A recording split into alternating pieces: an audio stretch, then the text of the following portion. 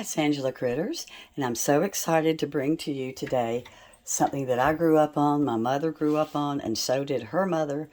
This recipe's been in my family since the 1800s, and it's the greatest recipe in the world. Let me show you my little card, all dirty and yellow. So this is a sweet potato pudding, and the reason these dishes were called puddings is they have kind of a custard look when they bake. So what I love about this was so healthy. Back in the day, they didn't put the brown sugar, the eggs, and the vanilla and all that like we do today. That came much later. So marshmallows are from they're 2,000 years old. I'm not even sure how we know that, but we do. So anyway, this is so good. So first thing I'm doing, I have a can of yams, and I've got them mashed up. You're not going to believe what goes in this. Just 2 beaten eggs. I grew up on this, and a lot of you will recognize this from your grandmother's tables. And also, when I was young, this was a staple in every cafeteria. I know they don't really have cafeterias anymore, but you could not go to a cafeteria, at least in the South, without seeing this. It's going to have little raisins and little marshmallows. When we were kids, we just thought this was absolutely the best stuff in the whole world. So I put in my egg. So now I've got a teaspoon of lemon juice. There's not even any sugar in here. Well, I say that.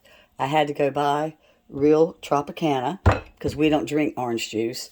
And it does have 1/4 cup of sugar. And in the South, we don't just eat this for the holidays. Like, I know my grandfather, it was his favorite meal. And if he was coming, we always had this when he came in from out of town. Okay, so now there I am. I've got it all ready to go. I'm going to gently fold in my raisins.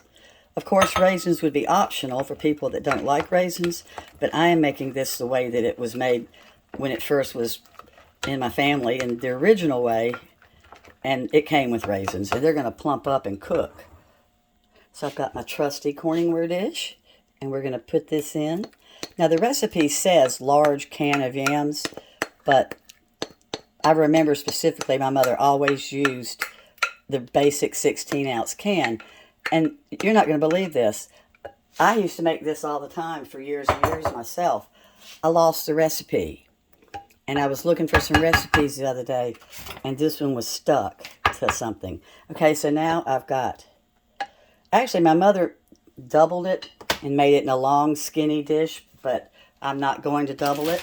So now here comes the part you're all going to recognize from your grandmother and from the cafeterias or wherever you used to see this. And I'm going to tuck them down because I don't want them to burn. So they're going to tuck down.